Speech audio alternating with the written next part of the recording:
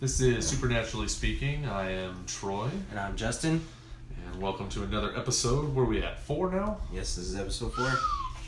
Yeah, we just don't know how to shut up, do we?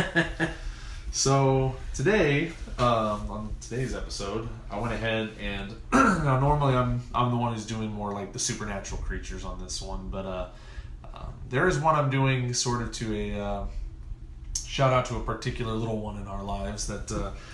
has a particular, I guess we would call it, a fetish for Jewish culture. Yeah, I would say that. So, I went ahead and went a little more paranormal on this one, and I'm doing my portion on something known as the Dybbuk box. Dybbuk box. Yeah, Right. DYBBUK for anybody who wants to actually look that up. All 7 of our followers. Exactly. You know what? Those 7 people might want to be further informed. You don't know. But I remember seeing like shows, like paranormal shows, where they do kind of just different things. I remember seeing this one come up, and they actually this item was actually the inspiration for a 2012 movie known as The Possession. The Possession. I don't remember that. I remember the trailer for it. I never actually got a chance to see it yet. I do plan on seeing it, but again, with my friggin' random forgetfulness, it always seems to fall through the cracks. But the Dybbuk box itself is a wine cabinet which is said to be haunted by a Dybbuk. Now, a Dybbuk is a restless, usually malicious spirit believed to be able to haunt and even possess the living. The box initially gained its notoriety when it was actually on auction on eBay. Oh. Yeah. Alright. With an accompanying horror story written by a man by the name of Kevin Mannis. And so, you know, initially when you hear eBay, you start thinking, okay, come on, you know. But, you know, the fact that this very story about it going up on eBay and all this stuff has been, like, repeated with very accurately multiple times kind of tells me that it's not necessarily a story per se. And all the people who've come into possession of the box have had similar issues. So that's why, for me, I kind of look at it like, okay, there might actually be something to this. And, like, if you actually were to take this to a rabbi, which I think one guy does at one point, they take it very seriously. Huh. Very seriously. So the term... Did they say how much it was going for? You know what? I don't think they actually put it in here. I know that I believe the guy, Manus, was actually he was very much like, look, I just want to get rid of it. Please, somebody take it off my hands. So I wouldn't be surprised if he was willing to give it up for super cheap. He's like, you pay for shipping and handling, and Yeah. Now, you know, at this point, I think he was more than happy to pay for that. Okay. So, the Dybbuk box was first created and used by Kevin Mannis to describe a wine cabinet in the item information for an eBay auction and as a subject of his original story describing paranormal events. The box, he bought the box initially at an estate sale in 2003. It belonged to a survivor of the Holocaust in Germany-occupied Poland named Havela, who had escaped to Spain and purchased it there before her immigration to the United States. Havela's granddaughter told Manus that the box had been bought in Spain after the Holocaust. Upon hearing that the box was a family heirloom, Manus offered to give the box back to the family, but the granddaughter insisted that he take it. "We don't want it," she said. She told him the box had been kept in her grandmother's sewing room and was never opened because a Dybbuk was said to live inside it. Upon opening the box, Manus wrote that he found that it contained 2 1920s pennies, a lock of blonde hair bound with cord, a lock of black/brown hair bound with cord, a small statue engraved with the Hebrew word shalom, a small golden wine goblet, 1 dried rosebud, and a single candle holder with 4 octopus-shaped legs. The numerous owners of the box have reported that strange phenomena accompany it. In his story, Manus wrote that he experienced a series of horrific nightmares shared with the other people while they were in possession of the box, or when they stayed at his house while he had it. His mother suffered a stroke on the same day he gave her the box as a birthday present. that sucks. Right? It's like, hey, happy birthday, Mom. Oh my God! Holy stroke of more. Yeah, and then of course you hear Mom, thank you, it's so beautiful. It should probably be more like, the elephants are green. Yeah, probably. Fuck. Every owner of the box has reported that smells of cat urine or jasmine flowers and nightmares involving an old hag accompany the box. The Yosef, smells are completely opposite of each other. exactly, and that's the interesting. It is, but Take a drink. yep, take a drink. It is, but at the same time, you know, if it's a malicious spirit, they're known to try and confuse and deceive you. So, you know, if somebody's suspicious, of course they're going to make it smell nice to try and lure you in. Yosef Nietsky, a Missouri student at Truman State University in Kirksville, Missouri, and the last person to auction the box on eBay, claimed that the box caused lights to burn out in his house and his hair to fall out. Ooh. Now, at that point, I'm sorry, the box is gone. I don't have necessarily the most luxurious hair, but my family has a full head of hair, and if I'm the first one to start going bald in my family because of a fucking wine cabinet, shit's going down. Yeah. Okay? Let's see here. Jason Haxton, director of the Museum of Osteopathic Medicine in Kirksville, Missouri, had been following Nietsky's blogs regarding the box, and when he was ready to be rid of the box, Nietsky sold it to Haxton. Haxton wrote the Dybbuk box and claimed that he subsequently developed strange health problems, including hives, coughing up blood, and head-to-toe welts. Haxton consulted with rabbis to try to figure out a way to seal the Dybbuk in the box again. Apparently successful, he took the freshly resealed box and hid it at a secret location, which he will not reveal. Oh, currently. That is currently. And I remember seeing, like, they did an interview with him on, like, the show that I initially saw this on the Dybbuk box. And he, again, you could just, you know, when you see somebody talking about something, you could see just how much they believe it. Yeah. Like, this guy was, if this is a hoax, he was bought and sold, no problem.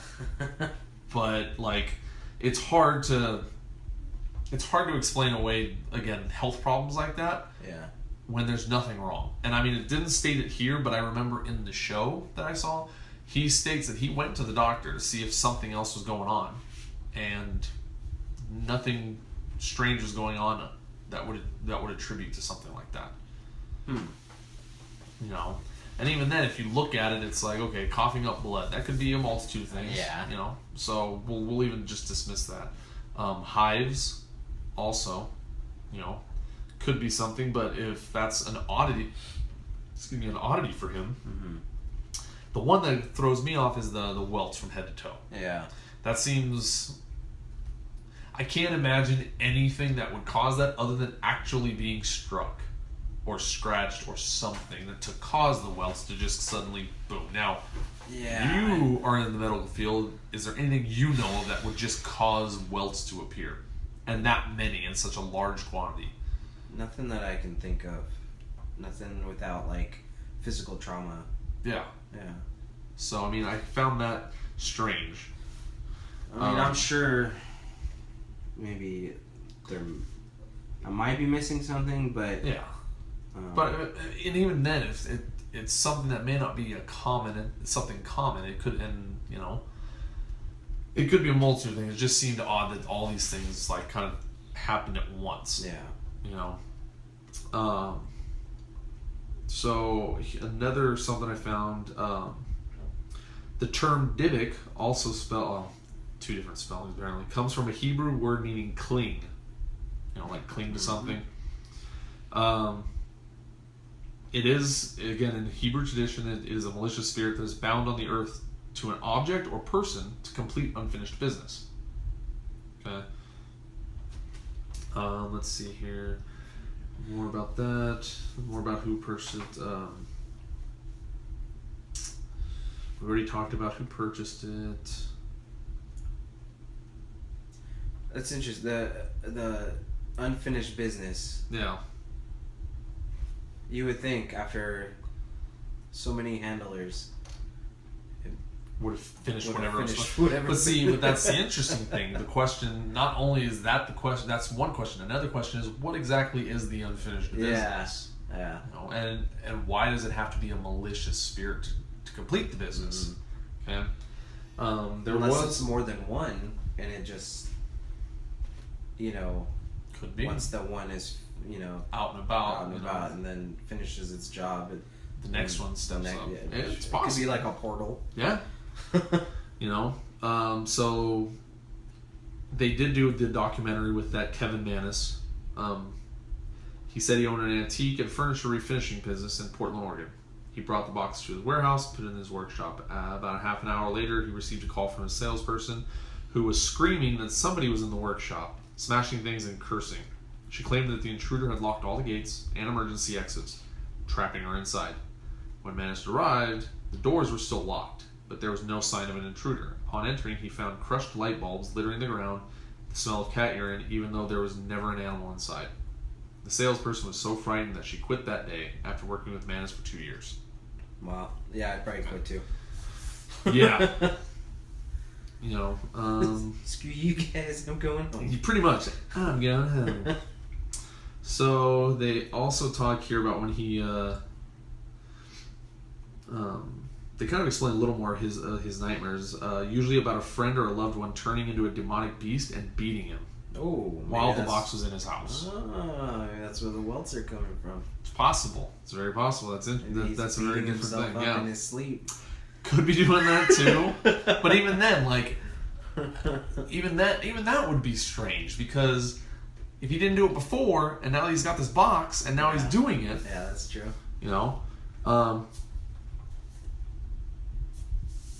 Oh, wow. Okay.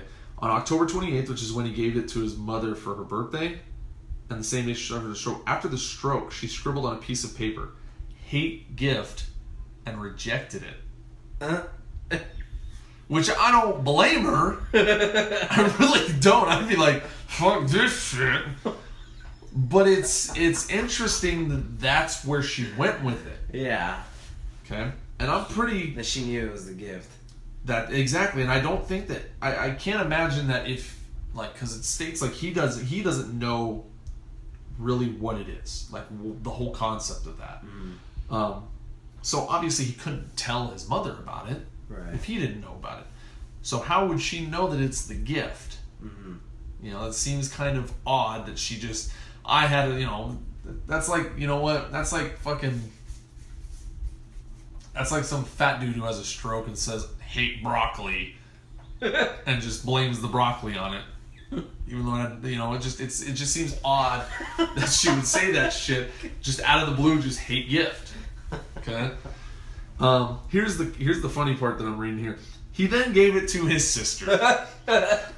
Okay. Who kept it for 1 week before returning it, saying that the doors of the box wouldn't stay shut. After that, his brother took it, then returned it.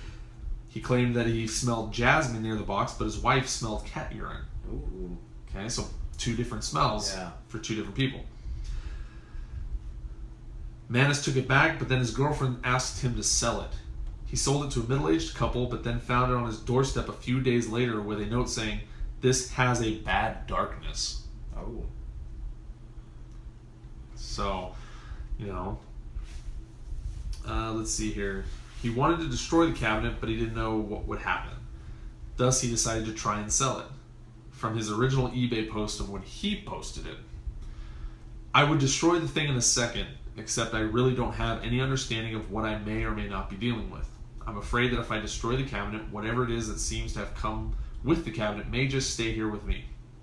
I have been told that there are people who shop on eBay that understand these kinds of things and specifically look for these kinds of items. If you are one of these people, please buy this cabinet and do whatever you do with a thing like this. Help me." Wait, there's a group of people who buy haunted shit on eBay. Apparently, and you know what? And I can actually verify that because it was funny when I was looking into all this stuff. I didn't save it, but it made me laugh. Do you know who currently owns it? No. Because apparently, I don't know if there's multiple boxes or somehow the last owner was convinced to bring it back, unbury it from wherever it is. You know the show Ghost Adventures? Uh-huh. The lead paranormal investigator, Zach Bagans. Okay. He has in Vegas a paranormal museum where he purchases all these different things. He claims he bought the actual box and has it in his museum. And here's here's the other part. To see, first of all, he will not open it, and he will not allow anybody to open it. Yeah. And to even see it, you have to be 18 and sign a waiver. Yeah. Wow. Now, if this is a hoax or he's just pulling a leg, now I like that show. I'm a very big fan of that show. You know, if you guys happen to stumble across this freaking podcast, I love you guys. You guys do great work. You know, but Zach's not like, if you've watched that show as much as I have, like they're into I think 14 seasons now. Mm-hmm. He's not one, like he can be a little over dramatic in the shows. Sorry, Zach. But when it comes to like items, I know he does believe in this, and they actually make a conscious effort to debunk whatever's going on. Mm-hmm. Okay, I can't imagine that he would go through the lengths for his museum to where you have to sign waivers and shit if it was bogus. Yeah. You know. In fact, to be honest, I plan on looking for that, and probably I think one of these days I'm gonna actually take my mom up there as a surprise. Oh, that'd be cool. Because I know she watches the show. Yeah. But I saw an article that he now is in possession of the Dybbuk box in his museum. So, that was the last I had seen as far as where it currently is. All right. Okay. So this particular article I'm reading was done in 2015. So not too far back, but a couple years. Yeah. Then it says the last person to auction the box on eBay was the Yosef Nietsky student. Claims that the cabinet caused him and his roommates to suffer various health problems, light bulbs to break, a bug infestation, odd smells, and more. I don't know. That sounds like two guys living in an apartment. It does, but this is also. But remember, this is the guy who claims that his hair started falling out too. So But here's the thing. It says here he went to a doctor. All his tests came back negative, so he attributed the hair loss to stress. Okay. When he had had enough, Yosef sold the cabinet to Jason Haxton, the director of the Museum of Osteopathic Medicine. Mm-hmm. He thought of the mysterious box as a historical puzzle. He talked to this reporter about it. It came from somewhere. It was made for a reason. What is it, and why is it? Yeah. Okay. Then again, shortly after, Haxton developed his issues, his health issues, the hives, the coughing blood, and the head to toe welts. He decided to leave it in a storage unit.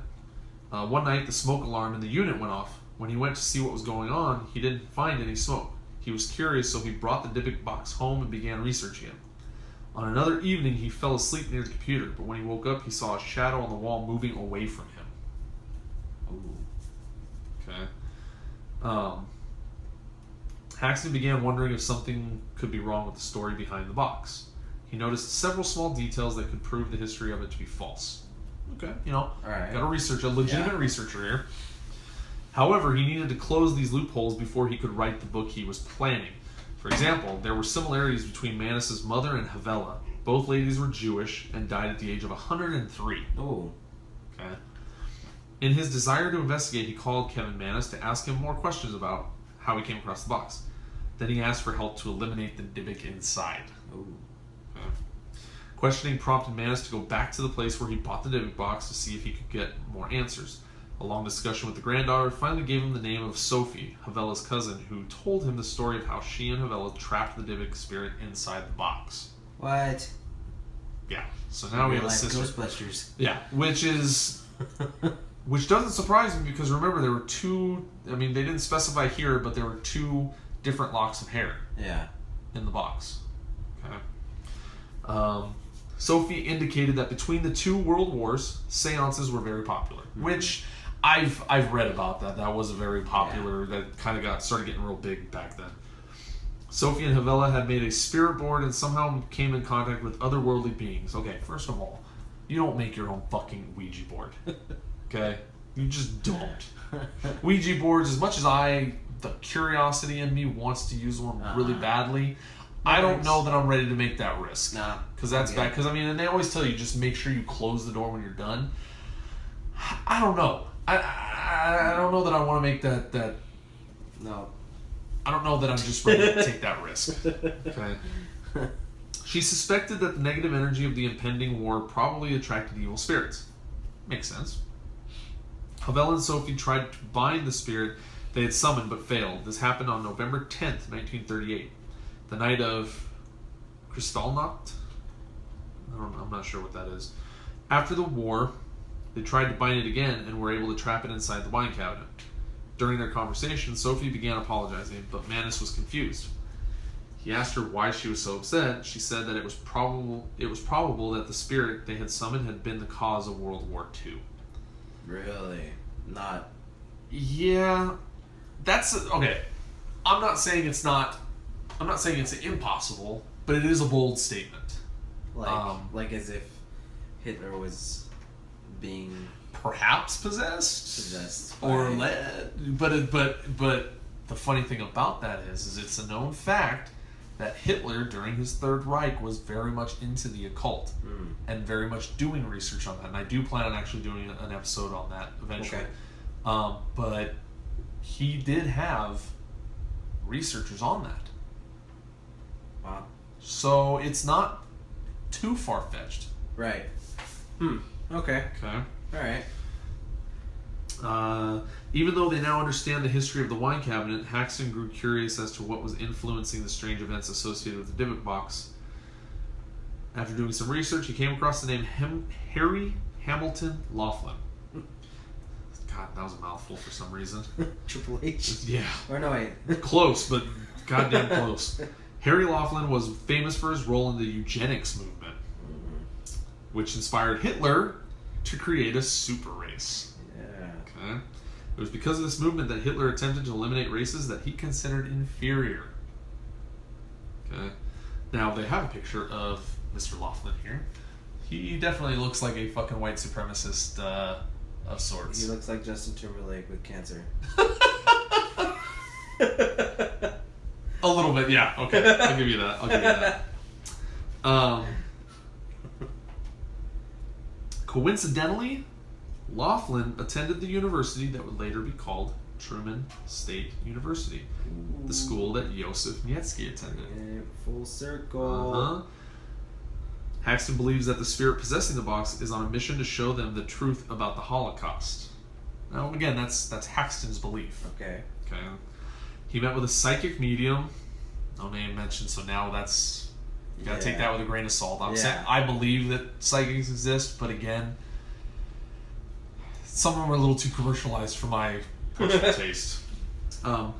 He met with the psychic medium who sensed death and fear surrounding the box. When she touched the box, she felt a stabbing pain in her left ribs and her head. She believed that those sensations had something to do with the original owner of the box. Okay.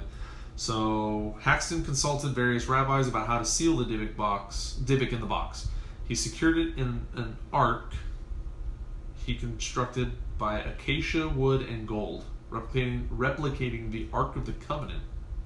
Oh, this is something new. I didn't know this. Which contained the original 10 Commandments. He then hid it in a secret location that he won't reveal to anybody.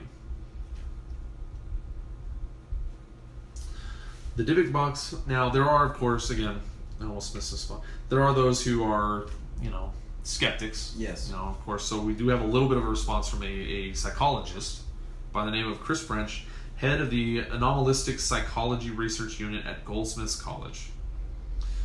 He doesn't believe in the authenticity of the events. Okay, so a direct quote from him on this subject was, "The owners are already primed to be looking out for bad stuff. True. If you believe you have been cursed, then inevitably you explain the bad stuff that happens in terms of what you perceive to be the cause. Put it this way, I would be happy to own this object." Okay. Nonetheless, the Dybbuk box holds a fascinating story that involves not only the binding of the spirit. The story also binds the mad eugenic ideologies of two men, Laughlin and Hitler. The connection of these two men was the foundation of the entire Nazi movement. Sadly, it was also the rationale behind the killing of millions of people who would die in the most significant Holocaust of all time. Maybe all thanks to the Dybbuk box. Okay, so even let's look at this psychologist Chris French. Let's look at his perspective. You're absolutely right. It's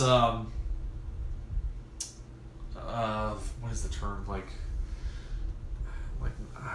subliminal messaging. There we go. Yeah. It's similar to that, where there's that, like you said, you are primed because you're reading about all these crazy things. So yeah, you're gonna attribute anything to the box. But some of the things that are taking place, like the 2 points, at least 2 points I want to make. One, there are similarities between the stories of at least 3 different people. Mm-hmm. Okay, mainly like the smell that comes from it. Yeah. Okay, and the nightmares. Okay. 2, some of these events are kind of extreme. Yeah. You've got somebody coughing up blood. You've got somebody losing their hair.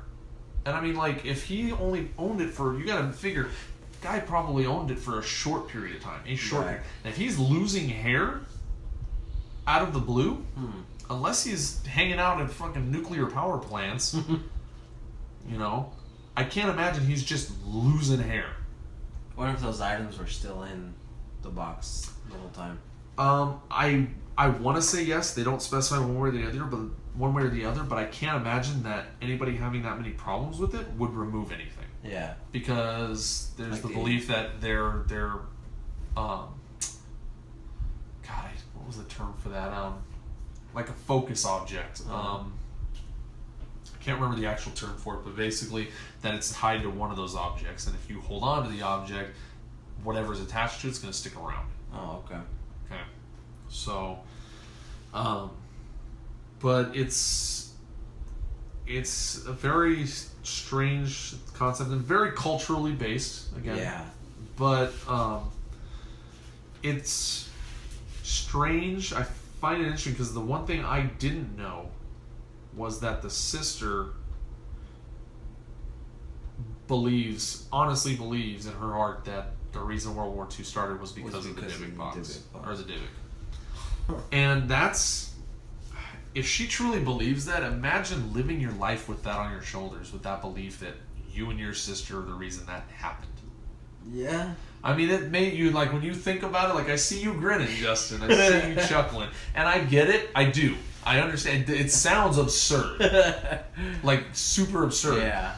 But remember, on one of the other episodes, we talked about the power of belief. That's true. If she truly believed that she was the cause of it, I totally understand her not wanting to see that thing ever again. Oh, definitely. And, again, she just started apologizing out of the blue. Yeah. And imagine living your life with that over your head. Whether it's true or not. Right. That's a heavy burden to bear. And the fact that for something like this, we'll never get a final answer. Especially because we don't know Yeah. where it's at. If assuming the one that Zach has is the actual one, Yeah. or one of, Yeah. are there more than one? Exactly. See, that's the one thing I'm curious about is I don't know if there's more than one. It doesn't specify one way or the other. Yeah. But it's definitely something I feel should be looked into more because it seems there's similarities and severe repercussions to this box that I feel are just too. They just seem too extreme to be coincidence. Yeah. So, I think it'd be cool to do a little more research. I just don't know. How you go about that safely. Yeah, exactly. Because I'm sorry, but I don't feel like getting welts all over my body, losing my hair. We're going crazy. Like I said, my family. I want to be the first balding person in my fucking family. Or stroking out. Yeah, I'll pass on the stroke. Thanks. This is a stroke-free zone. So that was my topic for today. All right. So I'm just gonna adjust this real quick. Okay. All right. So tonight, using DailyMail.com, found an article about the 6 most haunted places in America. Let's see. The article begins with, from the New Orleans torture attic that inspired the latest series of American Horror Story to the Iowa cottage that witnessed the shocking unsolved axe murders of several children. Welcome to America's 6 most haunted houses. I know both of those references too. I know both of those. Let's see. According to the Haunted House Report on Realtor.com, 35% of respondents claim they have lived or are living in a place that is haunted. So hold on a second. It sounds like a legitimate realtor's website Yes. is yes. throwing this up there. What kind of a sales pitch is that? There are buyers. I would be a buyer. A short list of the most well-documented properties across the United States that are reportedly possessed by ghosts and other supernatural spirits has been compiled on the back of statistics. That nearly 1/3 of Americans claim to have experienced an encounter with the undead. Then it goes on to talk about the Realtor.com thing. 35% of respondents claim they have lived or are living in a place that is haunted.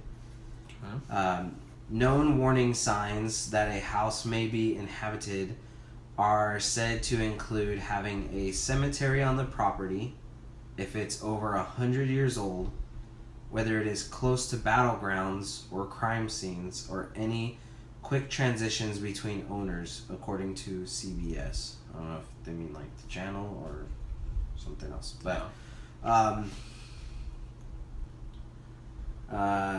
let's see. Ed Cushions, a global travel expert, has put together a creepy criteria to determine the country's most ghoulish abodes and their gruesome histories.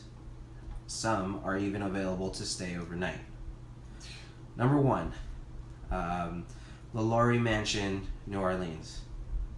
Built in 1832, this New Orleans manor is reputed to be haunted by several mistreated slaves.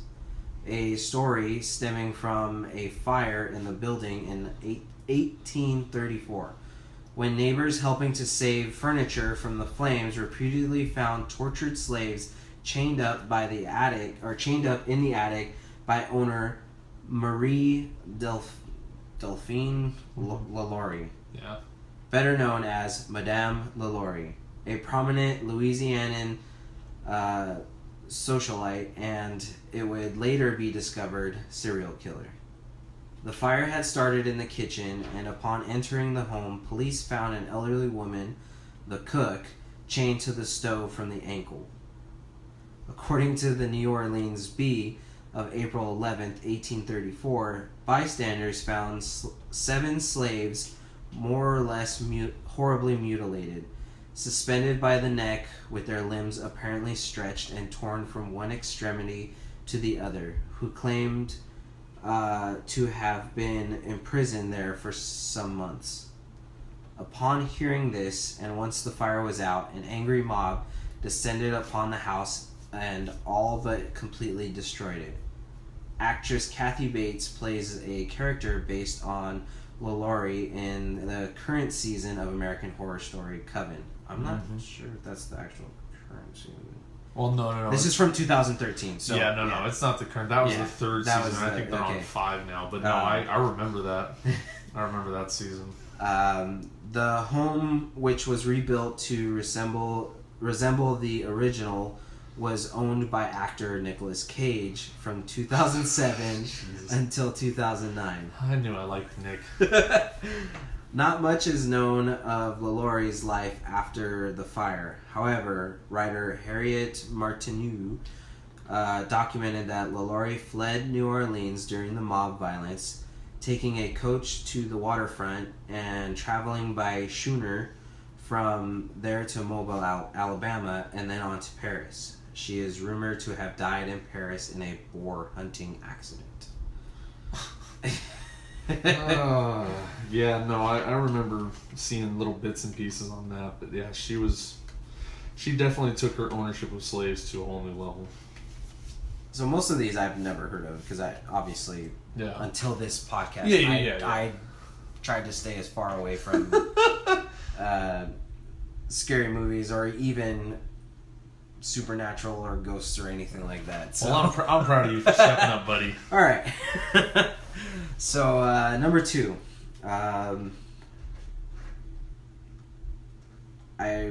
probably gonna butcher the name, but Villisca Axe Murder House in Iowa, or Villisca. No, it's Depending on- if I remember, it's Villisca.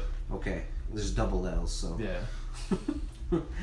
On a quiet residential street in the small town of Villisca sits an old white frame house. On a dark evening, the absence of lights and sounds are the first indication to visitors that the house is different from the other homes that surround it. Upon closer inspection, its doors and windows are tightly closed and covered. An outhouse in the backyard suggests that this house does not occupy a place in the 21st century. That's because on the night of June 10th, 1912, the 6 members of the Moore family who lived here and 2 other children were killed in what remains the state's worst mass murder. Parents Josiah and Sarah and their 4 children, Herman, 11, Catherine, 10, Boyd, 7, and Paul, 5, as well as 2 of the Catherine's friends, Ina, who's 8, and Lena, who's 12, were all found with severe head wounds from an axe. Investigators believe that all the victims, except for Lena Stillinger, had been asleep at the time of the murders. Investigators also believe Lena attempted to fight back because a defensive wound was discovered on her arm. Lena was found on the bed with her nightgown pushed up to her waist and no undergarments on, leading to speculation that the killer or killers sexually molested her or attempted to do so.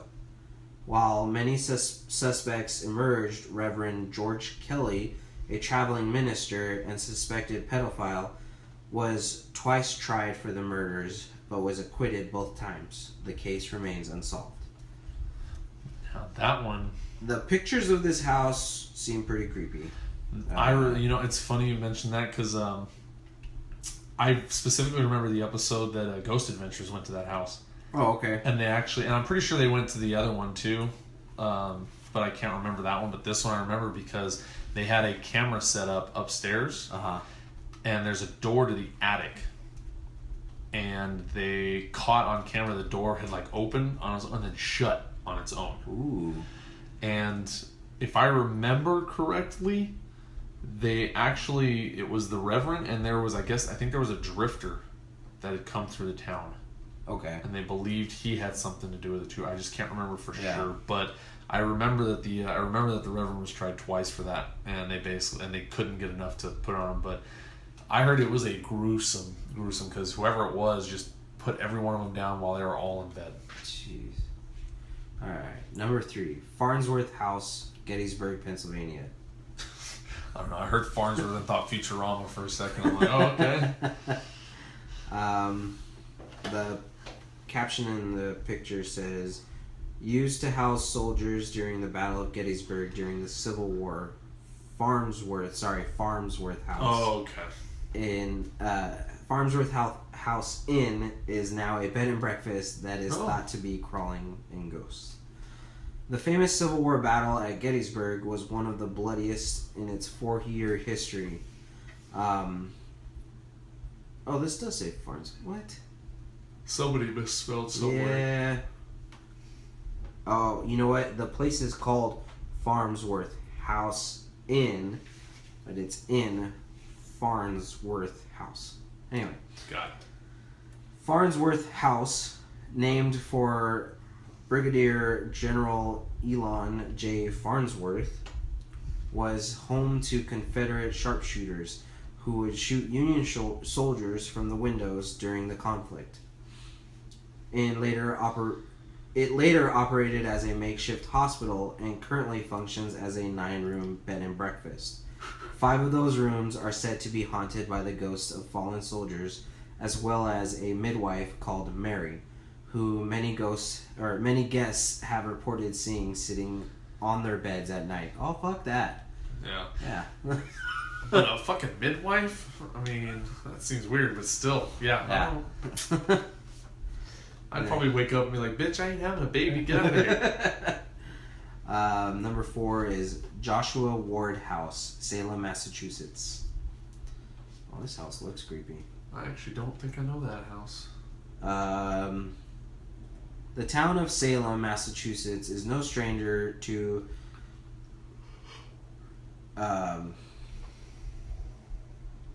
disturbing legends. Sorry, lost my place.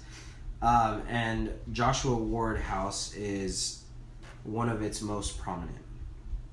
The Georgian/Federal style building was constructed by Joshua Ward, a wealthy merchant sea captain, in the late 1780s on foundations built by notorious former Sheriff George Corwin.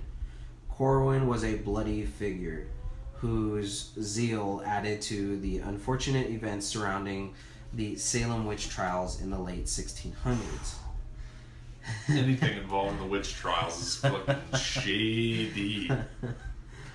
Nicknamed the Strangler for his preferred method of torture, which included tying his victims' necks to their ankles until the blood ran from their nose. Holy crap. Good God. He is said to be responsible for death of countless witches. One of them was Giles Corey, a man who stood accused of witchcraft, who Corwin crushed to death by placing heavy stones on his chest in order to extract a confession. Before he died, Corey cursed the Corwin and all the sheriffs that would follow him. Rumor has it, every sheriff since Corey uttered this curse has died. My bad.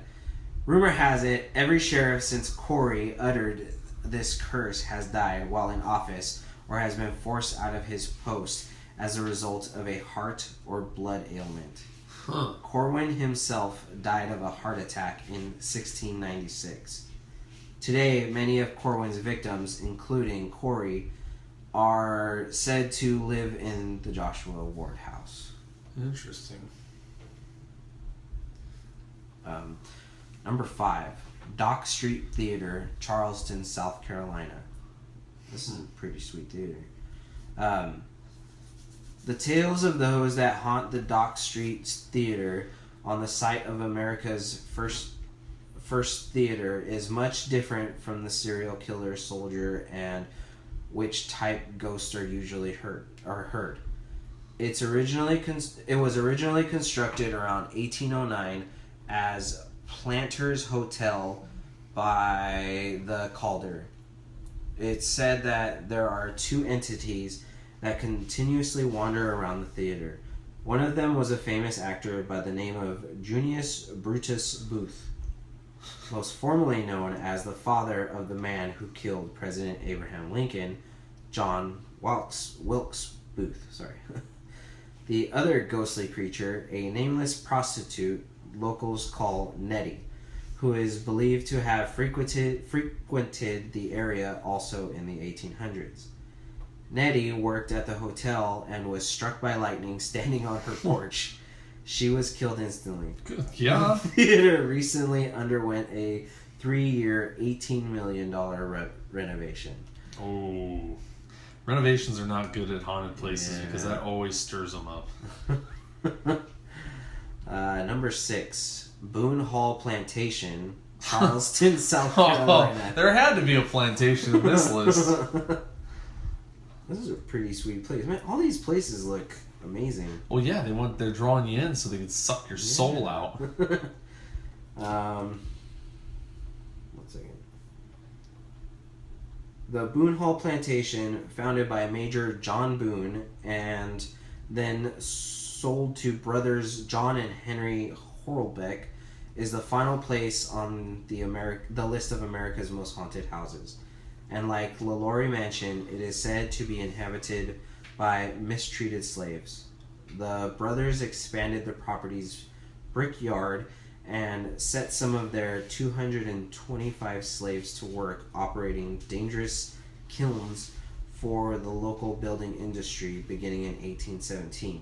According to legend, the numerous spirit sightings at the plantation have all occurred within 20 feet of the kiln.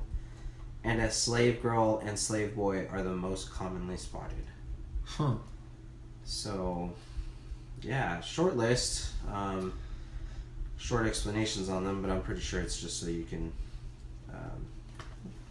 Delve in a little bit deeper. yeah. But Well, definitely the first two. Like I said, the first two I know of, Yeah. for sure. And those were some pretty wicked places. yeah, And then of can course you've imagine. got like the classic historically just Yeah. bad places, a plantation, Salem Witch, the first theater in America. first theater in you know. America. It's all, but again, it's. It would have been nice to have had a little more to them, but Yeah. again, the other issue I run into with those two that you got to be careful with is the fact that it's a realtor's website. Well, this was from somethingdaily.com. Let me see if I can pull this up again.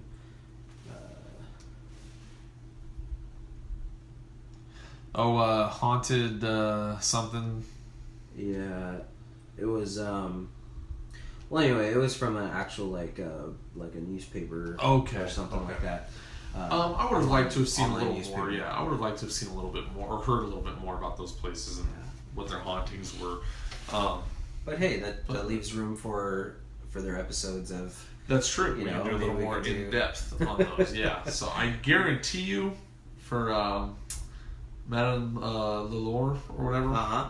her location and the Velisca Axe House, Murder House, Definitely. those two Yeah. definitely have a lot. We can do a lot of work with. Yeah. But there are so many places. Like one place I wouldn't mind going up to is the Winchester House. Oh, okay. I don't know if have you heard about the Winchester House? I've heard of the name, just not Okay. the story. Lady Winchester, Mm-hmm. when Mr. Winchester passed away, she claimed she was being haunted by those killed by Winchester rifles. 'Cause it was that You know family. what I have heard? Yes, that's And the right. house has the doorways that go nowhere, Uh-huh. the stairways that lead up to nothing, and she was, and it's weird. There's two stories that are told. One is that the ghosts told her how to build the house. The other story is that she built the house like that specifically to confuse them so they couldn't find her. Okay. But America has a ton of Oh, places throughout here that are just haunted beyond belief. But yeah, I definitely think we gotta pick some of those as we go along in these episodes and do a little more deeper Yeah, research definitely. on some of them. So but no, that was a good list. That's a good one. Yeah. So Maybe we'll have to expand on some of these. oh, absolutely, More. absolutely. So thank you for joining us on episode number 4. Thank you for those still following us. We appreciate it.